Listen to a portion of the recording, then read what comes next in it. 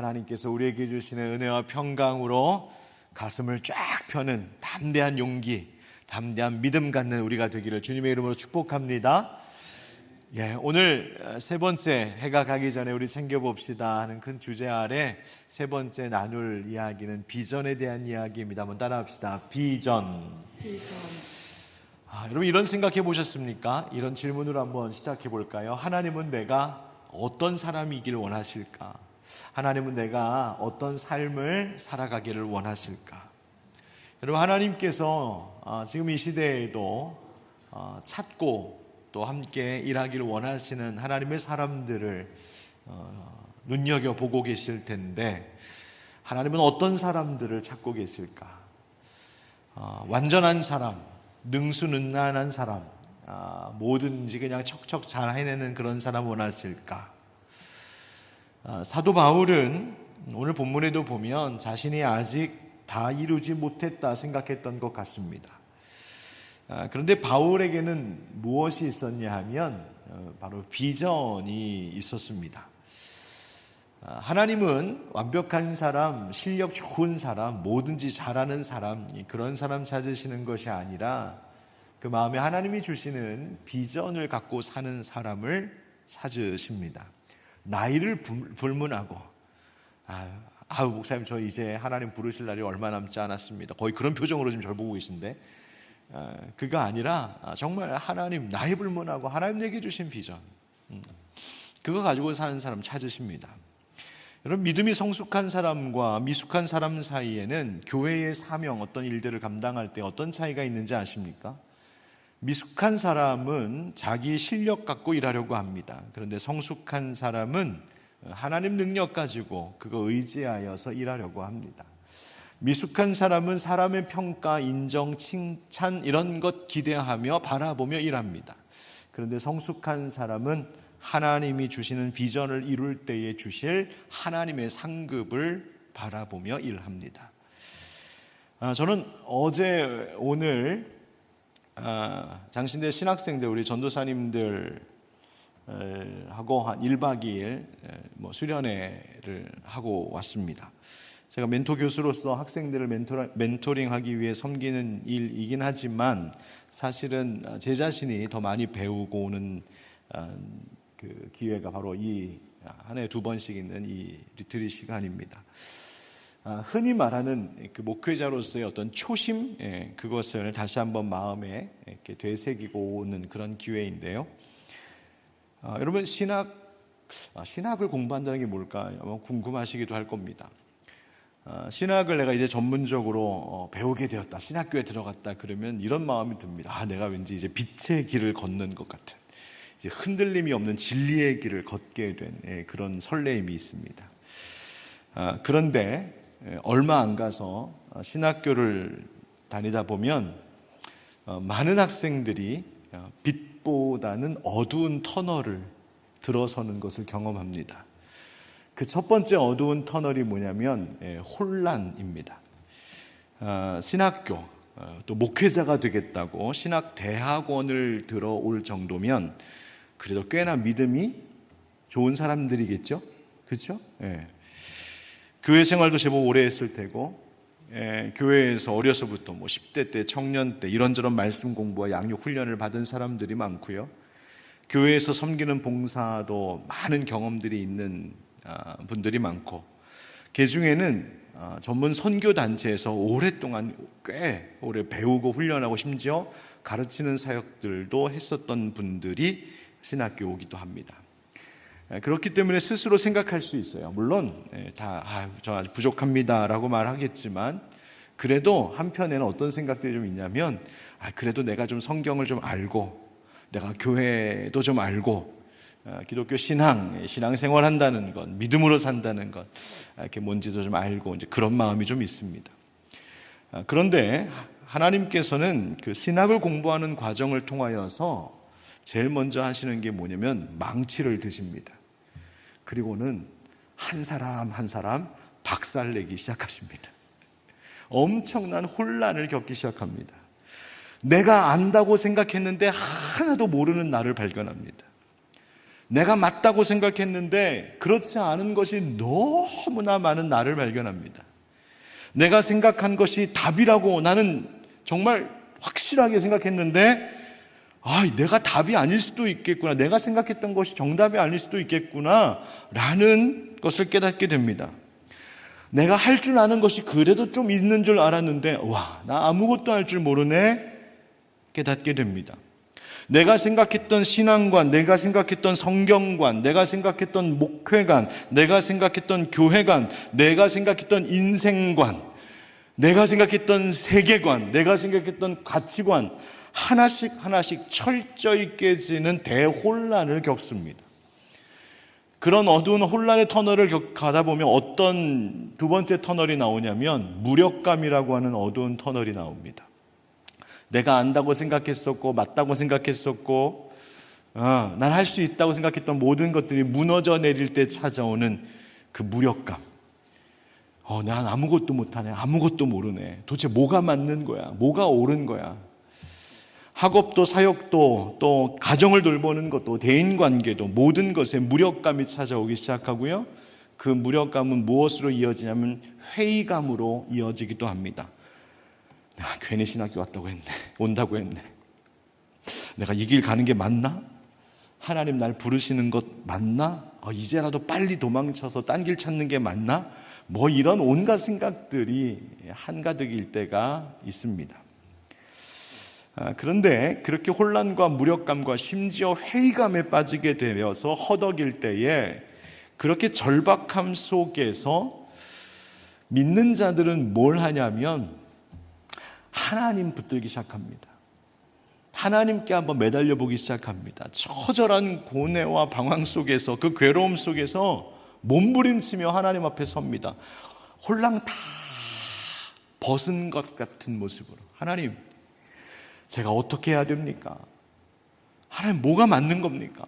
나는 이런 줄 알고 살았는데, 이것이 맞다고 생각했었는데, 하나님, 정작 이게 다 아무것도 아니라는 것을 제가 깨닫습니다. 하나님, 제가 뭘 어떻게 해야 됩니까?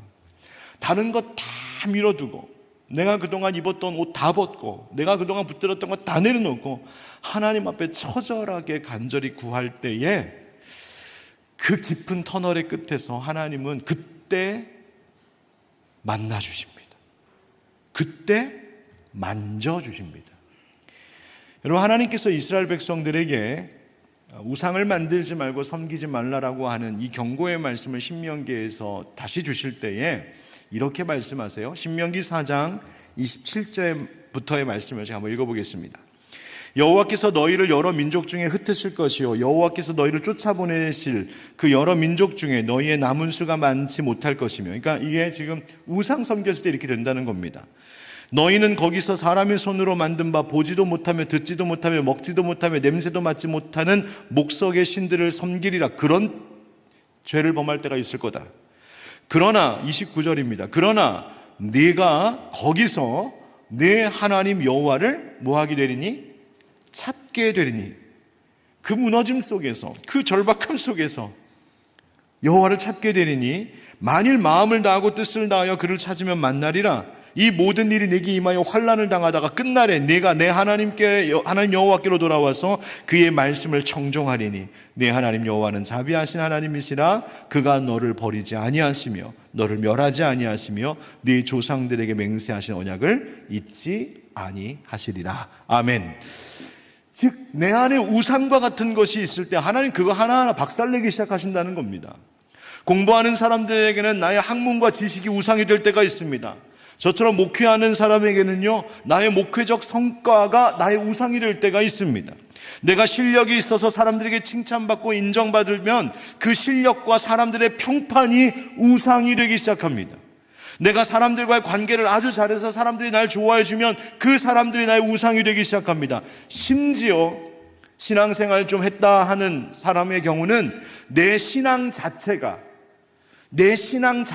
우상이 되기도 합니다. 내가 이만큼 믿고 내 신앙이 이 정도 되고 내 헌신이 이 정도 되고 내가 이만큼 교회를 사랑하고 내가 이만큼 교회를 위해 충성 봉사하고 내 신앙이 우상이 되어버립니다. 하나님 그거 다 박살내시는 겁니다. 내가 얼마나 모르는 인간인지, 내가 얼마나 무력하고 무능한 인간인지 철저히 나의 무지함과 무능함을 깨달아 알게 하십니다. 그래서 그 혼란의 터널, 그 무력감의 터널을 지나 회의감의 바닥까지 떨어지는 것을 하나님 두고 보십니다. 그런데 그때 놀라운 일이 벌어지는 거죠. 아까 읽어드린 신명기 4장의 말씀처럼 그러나 네가 거기서 네 하나님 여호와를 찾게 되리니 만일 마음을 다하고 뜻을 다하여 그를 찾으면 만나리라. 그 대혼란 속에서, 그 밑바닥에서 완전히 깨지고 무너진 그 실패 속에서 믿음의 사람들은 어떤 사람들이냐면 하나님 찾아보는 겁니다. 하나님, 제가 하나님하고 이제 마지막 단판을 짓고 싶습니다. 하나님, 진짜 나보고 어떻게 하라는 겁니까? 하나님 무엇을 위해 살아야 됩니까? 다른 거 다 내려놓고 정말 하나님께만 처절하게 매달릴 때 하나님 그때 만나주시고 만져주십니다. 방법은 참 다양하게 하십니다. 어떤 사람을 통하여서 나를 그렇게 변화시킬 그 일을 행하시기도 하시고, 어떤 말씀 한마디에 나를 완전히 뒤집어 놓으실 때도 있습니다. 신학생과 같이 학문을 하는 사람들에게는 더 깊은 어떤 학문 속에서 더 깊은 깨달음을 통하여 하나님을 만나기도 하십니다. 성향이 이성적이고 합리적이고 논리적이고 그런 이지적인 사람들에게는 사람의 이성을 초월하는 뜨거운 성령의 체험을 통하여서, 이거는 도무지 이해할 수 없는 신비로운 성령의 뜨거운 체험을 통하여 나를 뒤바꿔 놓기도 하십니다. 환경을 통하여 내가 어쩔 수 없이 이 길을 선택할 수밖에 없는 그 마지막에 나를 몰아넣는 그런 일을 통하여 하나님 여러 가지 삶의 여정의 방향을 바꾸어 놓으시는 일들을 행하십니다. 하나님 만나주시고 만져주시는 거예요. 내 기도를 들을 것이요 너희가 온 마음으로 나를 구하면 나를 찾을 것이요 나를 만나리라. 아멘. 여러분 믿으십니까? 여러분, 우리가 정말 다 무너졌을 때, 마치 창세기 1장 1절에 나오는 그 깊은 혼돈과 공허 속에 있을 때에 내 힘으로 아무것도 할 수 있는 것이 없는 것 같은 그 무력감 때에, 그래서 모든 것이 회의감이 느껴질 때에 마지막으로 하나님 어떻게 해야 됩니까? 나 하나님밖에 없는데 하나님 제발요, 하나님 어떻게 좀 해주세요. 외치고 부르짖을 때 하나님 말씀대로 그 기도하는 소리를 들으시고 그 전심으로 하나님을 구할 때 하나님 찾도록 나를 만나 주신답니다. 목사님, 저도 그런 때가 있어요. 제가 기도할 때 주여 외치면서 기도하는데, 여러분들한테만 살짝 얘기하는 거예요. 또 어디 가서 얘기하지 마세요. 제가 주여 하고 외치면서 기도할 때 저의 주여 하는 소리마저 제가 공허하게 느껴질 때가 있어요. 성도님들에게 여러분 우리 간절히 주여 한번 부르짖으며 기도합시다 하고 주여 했는데 정작 제 자신 속에 간절함이 없이 기도하고 있는 것을 저 혼자 느낄 때가 있어요. 그럴 때 제 마음에 이런 생각이 든답니다. 이건 성령이 주시는 생각도 아니고 사탄이 주는 생각도 아니고 그냥 제 생각인 것 같아요. 무슨 생각이 드냐면, 야, 요즘 살만한가 보지?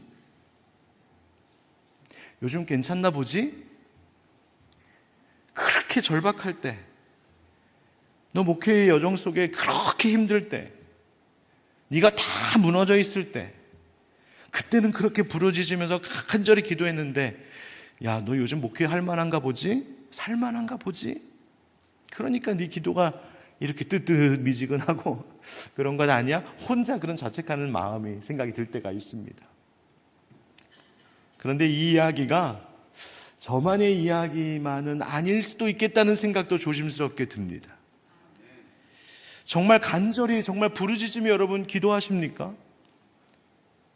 예수님께서는 땀방울이 핏방울이 되도록 기도하셨다는데 얼마나 힘주어서 기도하셨는지, 땀구멍마다 혈관이 터져서 피가 섞여 나올 정도로 기도하셨다는데, 여러분 우리 생각이 그렇잖아요. 예수님 정도면 그냥 하나님 아시죠? 이 정도만 해도 다 통할 것 같은, 예. 그냥 눈빛만 봐도 알 수 있잖아. 그냥 하나님 생각만 해도 뭔가 하나님 아버지와 통할 것 같은 우리 예수님. 그런데 그분조차도 십자가 고난의 길 앞에서 땀방울이 핏방울이 되도록 기도하셨다는데, 하나님, 나는 어떻게 기도하며 살고 있을까? 여러분 생각해 보셨습니까? 뭐 핏방울까지는 아니더라도 혹시 기도하다가 최근 땀 좀 흘려 보셨습니까? 아니, 기도하다가 눈물은 흘려 보셨습니까? 아니, 눈물도 안 나면 침이라도 튀기면서 기도해 보셨나요? 언제 그러셨을까요? 여러분, 왜 그런 기도가 우리에게 없을까요? 물론 우리가 소리 지르면서 쫙 하고 막 고래고래 소리 지르면서 그러면서 떼쓰면서 기도한다고 해서 하나님 잘 들으시고, 침묵으로 잠잠히 기도하면 하나님 못 들으시고 뭐 그런 하나님은 아니실진데, 그렇더라도 혹시 내 기도가 그냥 냉랭한 기도, 형식적인 기도, 깊어지지 않는 기도, 예를 들어 금요 기도회 때 나와서 우리가 말씀 듣고 찬양하고 기도하면 내가 한쪽 속에서 오늘 목사님 기도가 좀 긴데, 개인 기도합시다고 여러분 한 10분이라도 더 기도하다 갑시다 그러면 한 3분쯤 됐을 때 시계 한번 보고 아직도 7분 남았네. 빨리 나가야 차도 안 끊기고, 빨리 나가야 차도 편안하게 빼고, 날도 추운데 빨리 들어가야 되는데.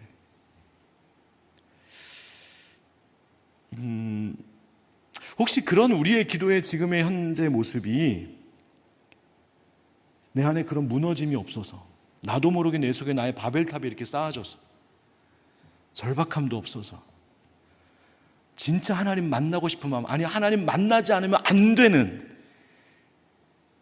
그런 답답함이 우리 가운데 없어서, 여러분 그래서 우리 이루고 기도하고 있는 것은 아닐까? 그 순간 혹시 여러분들의 마음에도 저처럼 그런 소리 들리지 않으시나요? 요즘 살만한가 보지? 요즘 애들이 말 좀 듣나 보지? 요즘 일하는데 그래도 수입이 좀 되나 보지? 아픈 지가 좀 오래됐나 보지? 온갖, 여러분 그런 생각도 혹시 들지 않으세요? 다시 신학생들 이야기 좀 돌아가 볼게요. 그렇게 어떤 이유로든 무너짐과 혼란과 무력감을 겪으면 뭘 발견하면 내 속에 우상이 있었구나라는 걸 깨닫게 돼요. 하나님께서 그 하나씩 하나씩 박살내시는 것을 경험합니다. 그리고 하나님을 찾아요. 하나님 만나주세요. 그러면 하나님 만나주시면 그 다음 뭘 하실까요? 그 터널을 나오면 무엇을 보게 하실까? 하나님 새로운 빛을 경험하게 하시는데, 그 첫 번째 빛이 뭔가 봤더니 소망이라고 하는 빛입니다. 나를 낮추시더니 눈을 뜨게 하시는데, 어떻게 눈을 뜨게 하시냐면, 뭘 보게 하시냐면 소망은 하나님밖에 없구나라고 하는 것입니다. 여러분 지난 주일 말씀 기억하십니까? 로마서 15장 말씀 우리가 지난주에 함께 주일에 나눴었는데, 여러분 다 기억하시겠지만 로마서 15장 13절 말씀 한번 같이 읽어보겠습니다. 시작. 그러므로 한 사람으로 말미암아 죄가 세상에 들어오고 죄로 말미암아 사망이 들어왔나니, 이와 같이 모든 사람이 죄를 지었으므로 사망이 모든 사람에게 이르렀느니라. 아멘. 이 말씀도 너무 귀한데 5장이 아니라 15장입니다. 네. 로마서 15장 13절 말씀인데요. 방송실하고 커뮤니케이션 좀 오류가 났나 봐요. 제가 읽어드릴게요. 잘 들어보세요. 소망의 하나님이 모든 기쁨과 평강을 믿음 안에서 너희에게 충만하게 하사 성령의 능력으로 소망이 넘치게 하시기를 원하노라. 다시, 소망의 하나님이 모든 기쁨과 평강을 믿음 안에서 너희에게 충만하게 하사 성령의 능력으로 소망이 넘치게 하시기를 원하노라. 하나님을 뭐라고 바울은 설명했냐면, 하나님은요 소망의 하나님이시랍니다. 소망을 주시는 하나님, 소망이 되시는 하나님. 내가 기쁨과 평강을 누리며 살 수 있는 것은 내 지식 때문이 아니고, 나의 신앙의 경력 때문도 아니고, 내 헌신과 봉사에 열심이 있어서도 아니고, 내가 가진 소유 때문에 내가 소망이 있는 것도 아니고, 내가 의지했거나 혹은 나를 칭찬해 주었던 어떤 사람들이 있어서 내가 소망이 있는 것도 아니고, 내가 지금까지 열심히 일해오고 저 같은 경우는 열심히 목회해온 그 어떤 성과 때문에 내가 소망이 있는 것도 아니고, 다 아니라는 겁니다. 내 삶에 기쁨과 평강이 있다면 그것은 하나님이 내게 소망을 주셨기 때문이요, 하나님만이 내 삶의 유일한 소망임을 보게 하셨기 때문이라는 겁니다. 철저히 소망이 하나님이심을 깨닫고, 그러니 하나님만 의지하게 하고 내 안에 그 소망을 넘치게 하시는 성령의 능력만 구하게 하시는 거죠. 나에게 희망이 있다면, 내게 희망을 갖고 사는 이유가 있다면 그 희망, 그 소망의 뿌리가 세상의 다른 어떤 것도 아니고 바로 그 하나님만이 내가 기뻐할 수 있는 이유, 하나님만이 내가 이 혼란스러운 세상 속에서도 평강을 누릴 수 있는 이유, 내가 이 무능함과 무력감 속에 허덕이는 인생인데 그럼에도 불구하고 내가 희망을 가질 수 있는 것은 내 안에 계신 하나님 때문이라는 것, 그것을 깨닫게 하시는 겁니다. 그런데 거기서 끝나지 않습니다. 그 소망의 빛을 보게 하신 후에 그 다음 하시는 일이 뭔가 봤더니요, 바로 오늘의 주제인 비전을 주십니다. 여러분, 아까 읽었었던 예레미야의 말씀 기억하시죠? 그 말씀 구절 앞에 무슨 말씀이 나오는지 한번 보실까요? 아까 읽었던 말씀은 예레미야 29장 12절과 13절인데요. 너희가 내게 부르짖으며 내게 와서 기도하면 내가 너희들의 기도를 들을 것이다. 온 마음으로 나를 구하면 찾을 것이라고, 만날 것이라고 하셨던 말씀. 그 바로 앞에 11절에 여러분 잘 아시는 이 말씀이 나와요. 우리 11절만 같이 읽어봅시다. 시작. 여호와의 말씀이니라. 너희를 향한 나의 생각을 내가 아나니 평안이요 재앙이 아니니라. 너희에게 미래와 희망을 주는 것이니라. 아멘. 이 말씀을 조금 다른 말로 번역한 공동 번역을 보면 이렇습니다. 하나님 이렇게 말씀하신다는 거예요. 너희에게 어떻게 해주는 것이 좋을지 나는 이미 뜻을 세웠단다. 나는 너희에게 나쁘게 해주지 않고 잘 해주려고 뜻을 세웠단다. 밝은 앞날이 너희를 기다리고 있을 것인데 이는 어김이 없는 내 말이다. 여러분, 하나님이 우리를 향해 좋은 밝은 일을 이루시려는 뜻을 세우셨다는 거예요. 나를 향한 하나님의 계획이 좋은 뜻이 있답니다. 좋은 계획이 준비되어 있답니다. 여러분, 내가 그 어둠의 터널을 지나서 철저히 무너지고 깨지는 그 과정을 지나 하나님밖에 없습니다 하고 하나님을 소망의 하나님으로 내가 다시 고백하고 붙들 때에 그때 일어나는 일이 무엇이냐면 나를 향하신 하나님의 그 선한 뜻이 무엇인지를 느끼고 깨닫고 알게 되고 거기에 나의 뜻과 내 계획을 일치시킵니다. 그러니까 내 안에 있던 모든 우상들을 버리고 하나님을 찾고, 그래서 하나님 만나주셔서 하나님 내 인생의 희망, 내 인생 소망의 이유는 하나님밖에 없습니다라고 고백할 때에 우리 안에서 어떤 마음을 일으키시냐 하면 나를 향하여서 하나님이 품으신 그 미래와 희망, 그 좋은 계획들, 그 선한 계획들, 하나님의 그 의지와 하나님의 그 뜻에 내 마음을 일치시키려고 하는 거룩한 열정이 시작되게 하신다는 거예요. 하나님, 나를 향하여서 그런 꿈을 가지고 계시다고요? 나도요.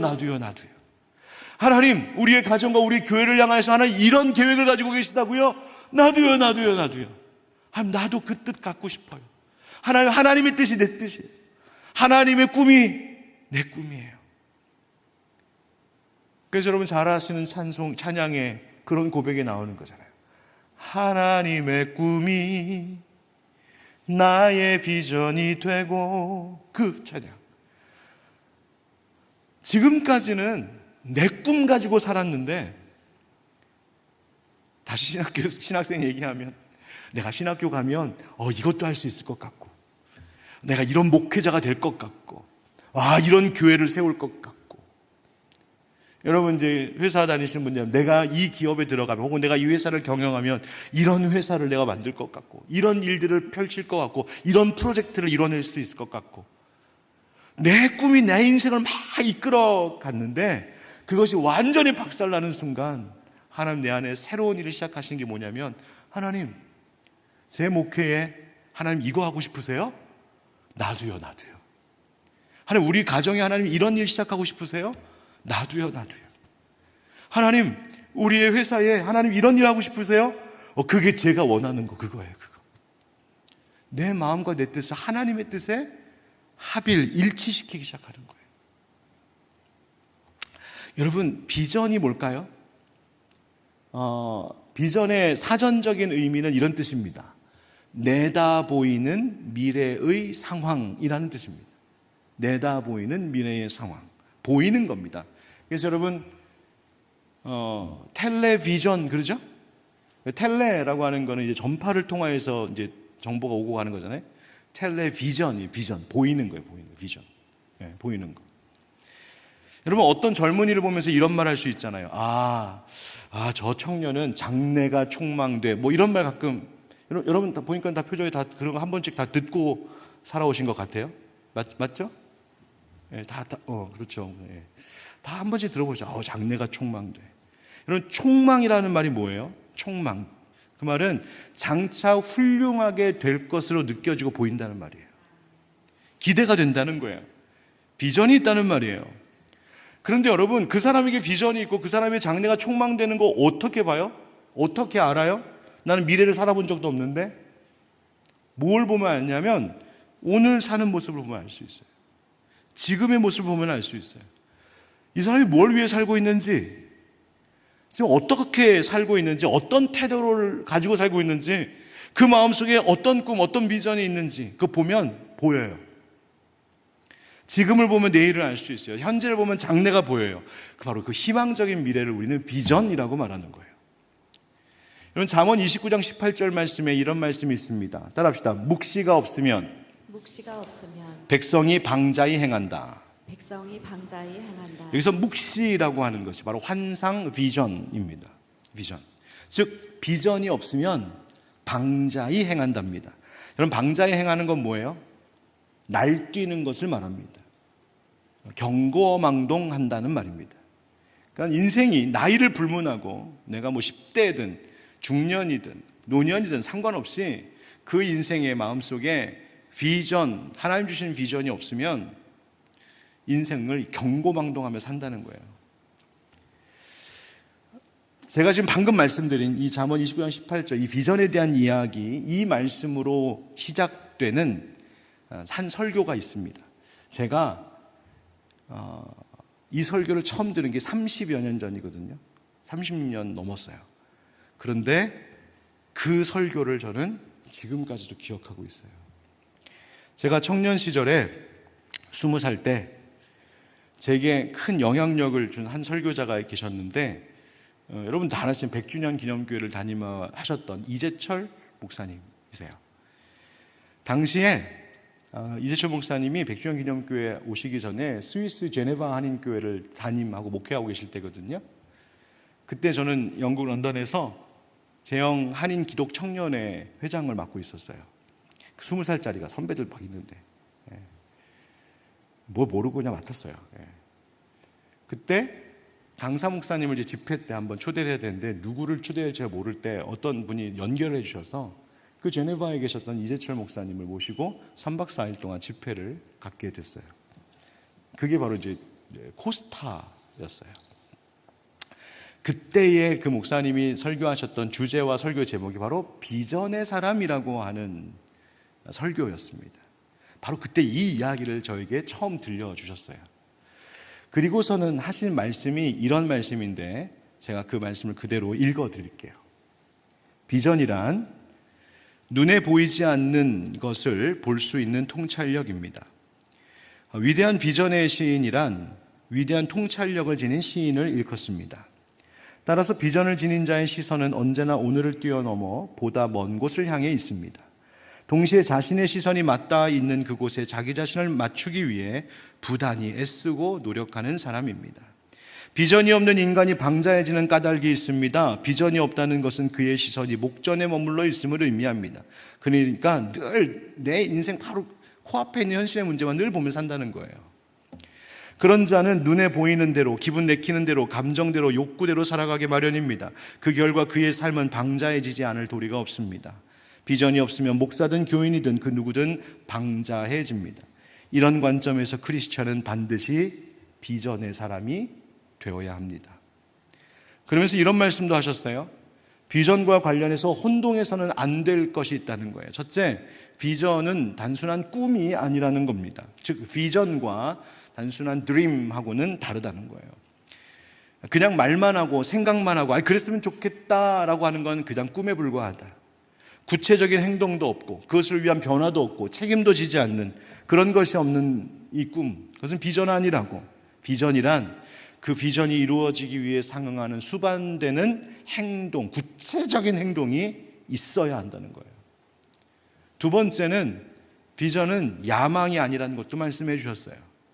비전은 이루어지면 이루어질수록 모두에게 유익한 것이 비전이지만 야망은 인간의 욕망의 산물이기 때문에 비전이 아닌 야망을 품으면 나도 죽고 다른 사람도 죽이고, 그러나 비전은 나도 살리고 다른 사람도 살리는 것이 비전이라고.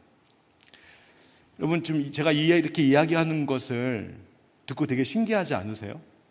아니, 어떻게 30년 전에 들은 설교를 어쩜 저렇게 생생하게 기억해? 이유가 있어요. 이게 책으로 나왔기 때문이에요. 책으로 나올 때의 이야기가 있어요. 제가 이 설교를 듣고 한 7년 정도 지났을 때일 거예요. 그때 저는 청년 때의 긴 방황을 끝내고 이제 신학교를 가야 하나라고 하는 그 망설임 속에 있을 때였어요. 그런데 그때 어느 분이 저한테 그 당시 카세트 테이프, 이제는 찾아보려도 잘 없는데 카세트 테이프로 설교 세트 하나를 딱 선물을 주셨어요. 근데 그게 뭔가 봤더니 그 해에 제가 지금 섬기고 있는 장로의 신학대학교의 신학생들 사경회 때 바로 그 이재철 목사님이 사경의 주강사로 오셔서 설교하신 설교인데, 그 설교가 얼마나 파워풀하고 정말 은혜로웠는지 그 냉랭한 가슴의 신학생들이 설교를 듣고 기립박수를 쳤던 설교가 있었어요. 그러니 이제 출판사에서 그 설교를 다 녹음을 뜬 거를 이제 녹음도 테이프도 만들고 책도 만든 거죠. 근데 제가 그거를 이제 들었는데 보니까 제가 그 설교가 6, 7년 전에 그 목사님 저에게 처음 들려주셨던 그 설교, 똑같은 설교인 거예요. 그 설교를 듣고 제가 신학교 가야겠다 라고 했던 설교가 바로 이 비전의 사람이라고 하는 말씀이었어요. 근데 여러분, 이상하지 않으세요? 6, 7년 전에도 그 설교 들었고요, 6, 7년 후에도 똑같은 설교를 들었어요. 근데 그때는 그 설교를 듣고도 확 방황하고 다녔고요, 6, 7년 후에는 그 설교를 듣고 제가 신학의 길을 갔어요. 제 안에 다른 일이 있었거든요. 무슨 일이 있었을까? 박살나고 깨지는 일들이 있었거든요. 제가 가지고 있었던 모든 꿈과 야망들이 박살나는 일들. 나 되게 잘하는 줄 알았고, 열심히 사는 줄 알았고, 멋지게 사는 줄 알았고, 잘하는 줄 알았고. 근데 그 하나하나는 다 박살내시더니 똑같은 말씀을 주셨는데 그 말씀이 그 순간에 제게 소망이 되고 비전이 되었어요. 그러더니 하나님께서 그 비전, 하나님이 나를 향하여서 이루고자 하셨던 하나님의 그 꿈을 저의 비전으로 삼고 조금씩 따라가다 보니 어느덧 목회자가 되고 설교자가 되고요, 그 이재철 목사님이 목회하셨던 제네바 한인교회 초청받아 가서 설교도 한번 하고 올 수 있는 기회가 있었고요, 그 목사님을 제가 초청했던 코스타 제가 가서 강사로 섬기고 있고요, 부족한 사람이 제가 처음 두렵게 시작했던 신학의 길, 그 길을 이제 막 시작한 신학생들에게 목회 멘토링을 하고 있는 사람이 되었어요. 여러분, 제가 왜 이 이야기를 간증처럼 하고 있냐면 올해가 가기 전에 우리 한번 챙겨봤으면 좋겠다 하는 것이 바로 이것이기 때문이에요. 나는 과연 묵시가 있는 인생을 살고 있는가? 나는 과연 그냥 내 야망, 그냥 내 꿈, 그냥 공허한 몽상이 아니라 정말 하나님이 내 가슴 속에 나의 모든 것을 깨뜨리고 거기에 심어주신 하나님의 비전이 나에게 있는가? 여러분 눈빛이 알겠는데 목사님 근데 오늘 본문은 언제 설명해 주실 거예요? 거의 그런 눈빛이에요. 이제 본문 얘기를 잠깐만 하고 마치겠습니다. 바울이 오늘 본문 빌립보서 3장에서 서두에서 바울이 우리가 잘 아는 유명한 이야기를 합니다. 뭐라고 얘기하냐면 여러분 나는요 내게 유익한 줄 알았던 것을 이제 다 해로 여깁니다.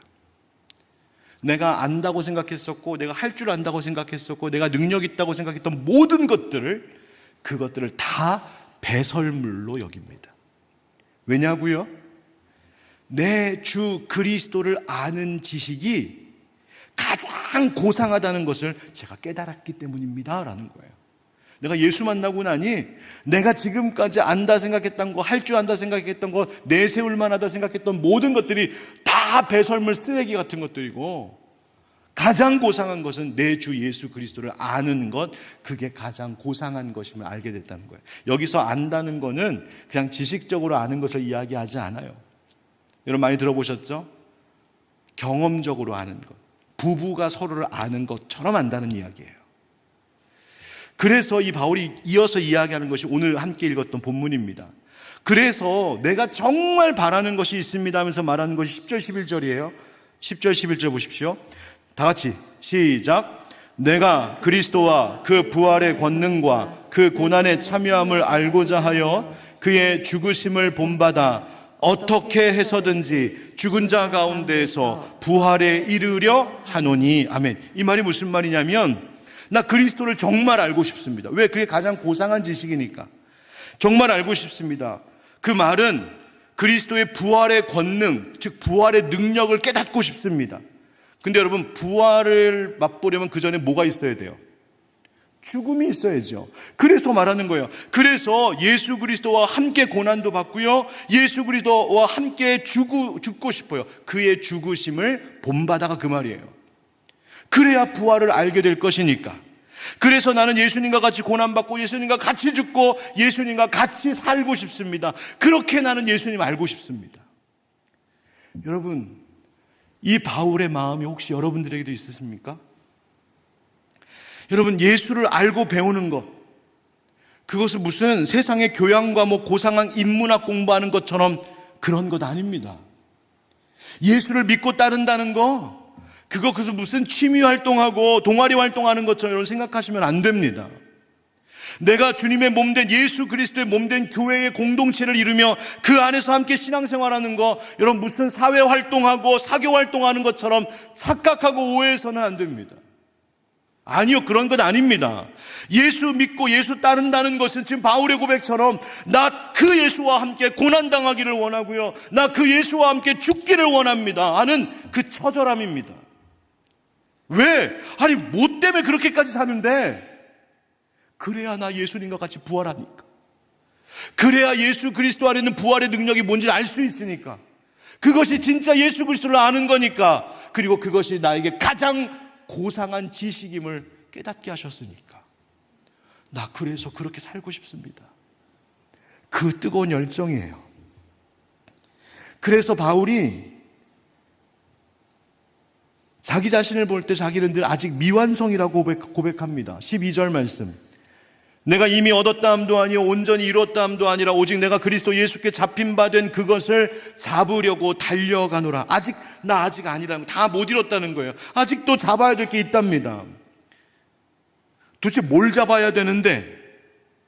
13절에 보니까 형제들은 나는 아직 내가 잡은 줄로 여기지 아니하고 오직 한 일, 즉 뒤에 있는 것은 잊어버리고 앞에 있는 것을 잡으려고. 아니 바울, 당신은 도대체 뭘 잡으려고 하는 겁니까? 12절 하반절에 바로 이렇게 나왔었죠. 오직 내가 그리스도 예수께 잡힌 바 된 그것을 잡으려고 달려가노라. 이 말이 무슨 말이에요? 이 무슨 말이에요? 오직 내가 그리스도 예수께 잡힌 바 된 그것을 잡으려고 달려가노라. 알듯한데 무슨 말인지 잘 모르겠죠. 이 말은 풀어 말하자면 이러는 거예요. 여러분, 내가 잡으려고 하는 것이 있습니다. 내가 정말 이루고 싶은 것이 있습니다. 그것이 뭐냐면 예수님께서 나를 부르셔서 나를 붙잡으신 목적입니다. 그런 뜻이에요. 예수님이 나를 부르셔서 나를 붙잡아 세워주신 것, 예수님이 나의 모든 우상과 같은 것도 하나씩 하나씩 다 깨뜨려서 그것이 배설물처럼 여기게 만드시고, 대신 그 처절함 속에서 나를 만나주시고 나를 만져주시고 나를 불러 붙잡아 주신 예수님의 목적이 있을 텐데, 이유가 있을 텐데 내가 그거 이루는 것이 제 소원입니다. 그러면 예수님이 그렇게 당신을 붙잡으신 이유가 뭡니까? 우리를 붙잡으신 이유가 뭡니까? 14절 다 같이 시작. 표대를 향하여 그리스도 예수 안에서 하나님이 위에서 부르신 부름의 상을 위하여 달려가노라. 아멘. 표대라고 하는 말, 여기서 하는 표대라는 말은 저기 멀리 보이는 표적을 이야기해요. 목표 지점. 그런데 바울이 지금 그 표대를 향하여 달려간대요. 당신이 지금 주시하고 있는 그 표대 뭡니까? 그렇게 잡으려고 하는 그게 뭡니까?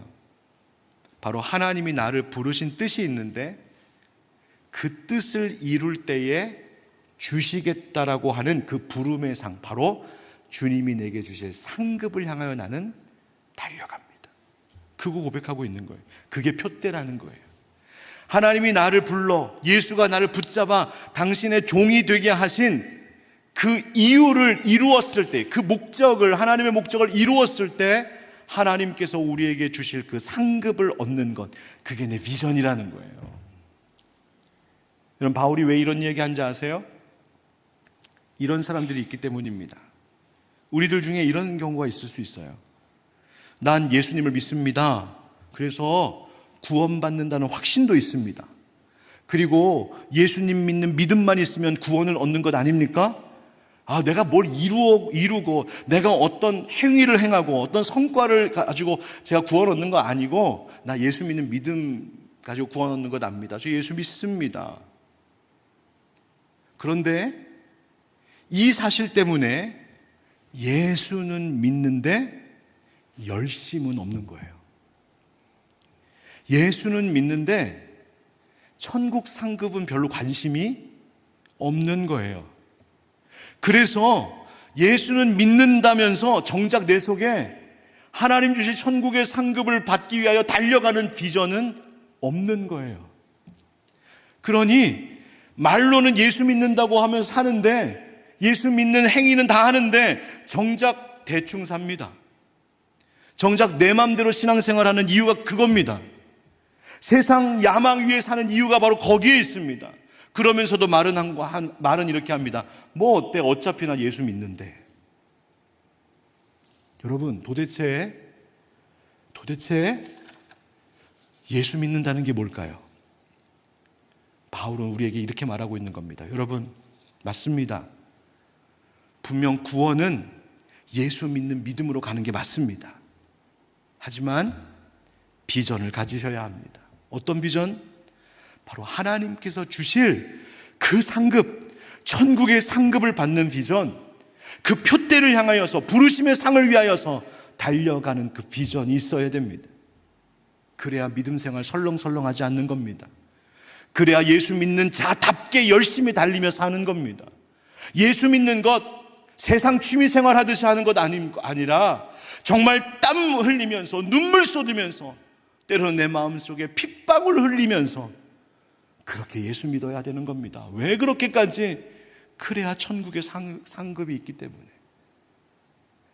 첫째는 내가 아직 이루지 못한, 아직 미완성이기 때문에 우리는 그렇게 살아야 되고, 내 비전이라는 게 겨우 천국 들어가는 게 아니라 천국 가서 하나님 주실 상을 얻기 위하여 그렇게 열심히 믿음 생활해야 된다고.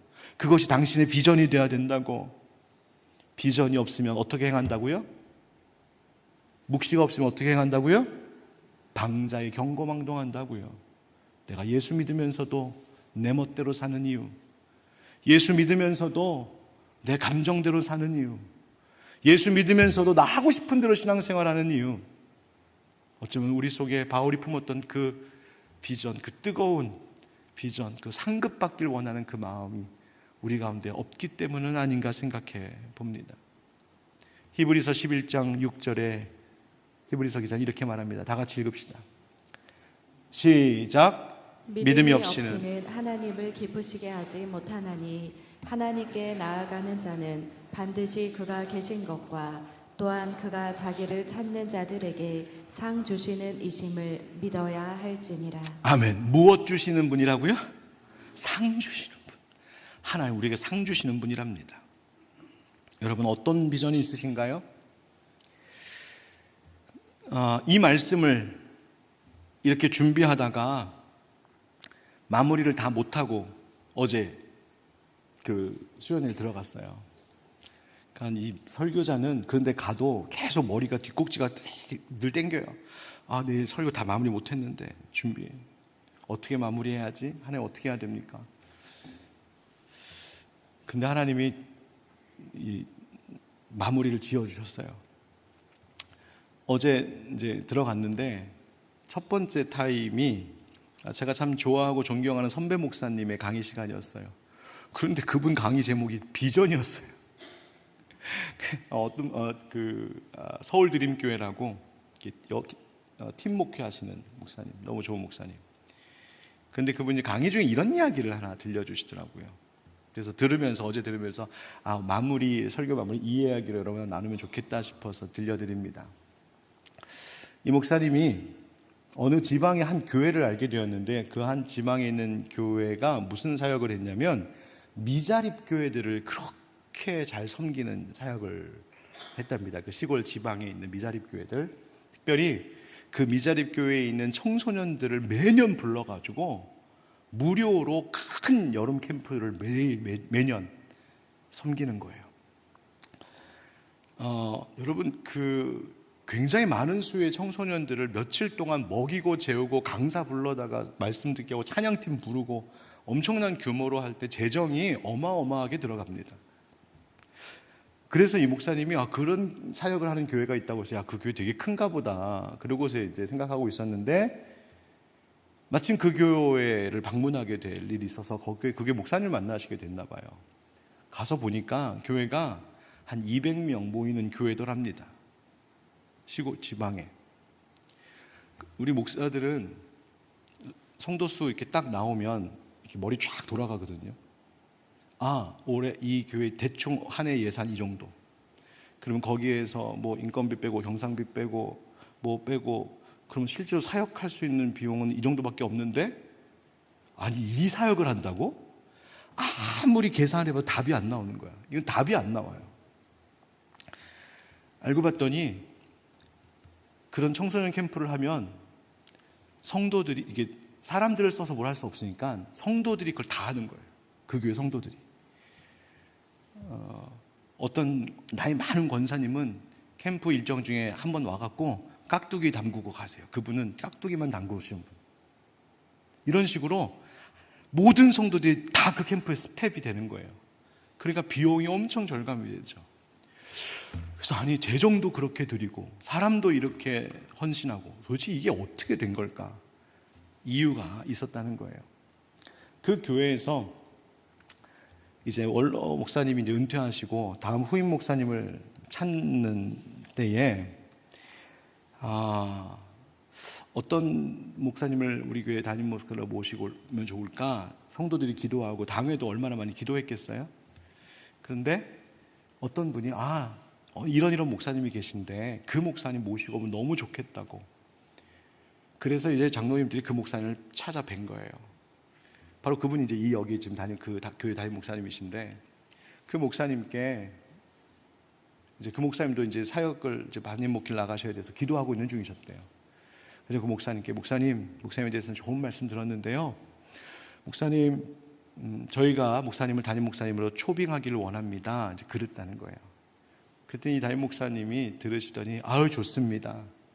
그런데 저를 초빙하시려면 제 비전도 초빙하셔야 됩니다.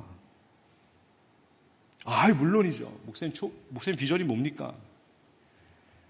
교회 예산의 절반 이상을 미자립교회를 섬기는 일에 지출하는 겁니다. 그 말씀을 이제 듣고는 장로님들이 어떻게 대답하셨냐면, 예, 기도해 보겠습니다. 그 뜻은 무슨 뜻이에요? 당신 아니라는 얘기예요. 예, 기도해 보겠습니다는 얘기는 안 된다는 얘기예요. 그래서 무효가 됐어요. 그리고 계속 또 찾았답니다, 그 교회가. 그런데 이제 또 어떤 분이 또 소개를 해주셨대요. 이런 목사님이 있는데 이 목사님 오시면 좋겠다고. 알고 봤더니 그 목사님이신 거예요. 또 그러니까 장로님들이 얼마나 고민했겠어요. 또 기도했답니다. 그리고 하나님 앞에 응답받고 그 목사님을 초빙하기로 하셨대요. 그래서 그 사람만 온 것이 아니라 그 목사님의 비전이 그 교회의 비전이 되었어요. 이제 그 이야기를 들려주시면서 어제 그 강사 목사님이 하신 말씀이 뭐였냐면, 여러분, 사람이 문제입니다. 어떤 사람? 비전 가진 사람이 필요합니다. 비전 가진 사람이 필요합니다.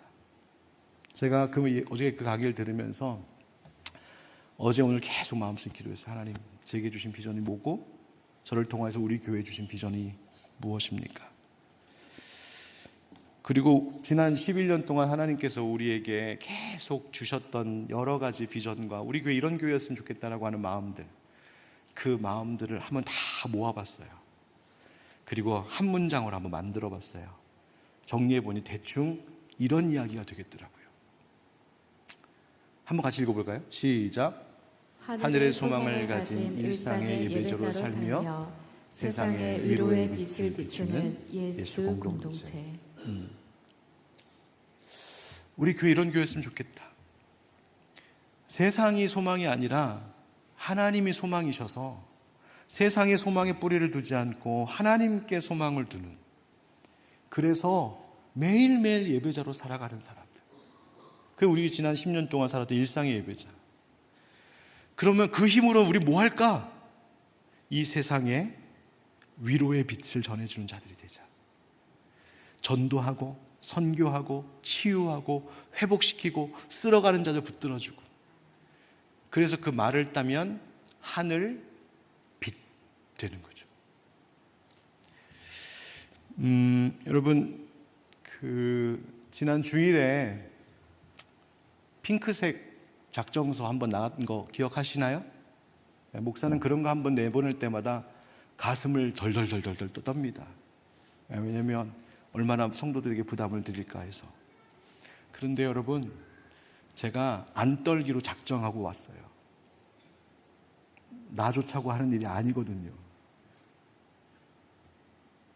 하나님 우리 교회 공동체에 주신 비전을 위해서 그 비전을 이루어가면 저뿐만이 아니라 여러분들도 하나님이 우리를 불러 붙잡아 세우신 이유, 우리에게 주실 그 상급, 그것 때문에 하는 거거든요. 그것이 뭐냐면 이 지역에 있는 사람들을 섬기고 돌보고 위로하는 일이에요. 병든 사람들 고치고, 쓰러져서 정말 좌절과 절망 속에 사는 사람들을 위로하고 살리고, 우리의 10대들 다음 세대를 살리고, 이 지역의 작은 선교센터의 역할을 하는, 그래서 마치 천국 지점과 같은 곳을 세우는 것. 그래서 우리 교회 공동체를 통하여서 이 지역에 소망을 잃은 자들이 다시 소망을 되찾는 것, 예수 전하는 것. 여러분, 그거 말고 우리가 할 게 뭐가 있겠어요? 예수님 더 닮아가는 게 우리의 비전이고요, 예수님 더 전하는 게 우리의 비전이고요, 예수님께서 우리를 부르신 그 목적을 이루어가는 것이 우리의 비전 아니겠어요? 그래서 그 비전 같이 하자고 여러분들에게 말씀을 드렸던 거예요. 여러분, 왜? 그 비전이 있을 때에 우리가 방자에 행하지 아니하고 하나님 기뻐하시는 삶의 길을 가고, 교회가 교회다워지고 성도가 성도다워지고 목사가 목사다워지기 때문입니다. 사랑하는 성도 여러분, 우리 모두 바울의 그 가슴을 뜨겁게 했던, 하나님이 주신 그 주시겠다 하신 그 부르심의 상을 위하여 달려갔던, 그 표대를 향하여 달려갔던 그 바울과 같이 여러분 우리도 우리에게 주신 그 비전을 붙들고 믿음으로 달려 나아가는 우리가 되길, 또 올 한 해를 마무리하며 우리가 과연 그런 비전 가운데 살았었는지 우리 자신을 깊이 한번 되돌아보는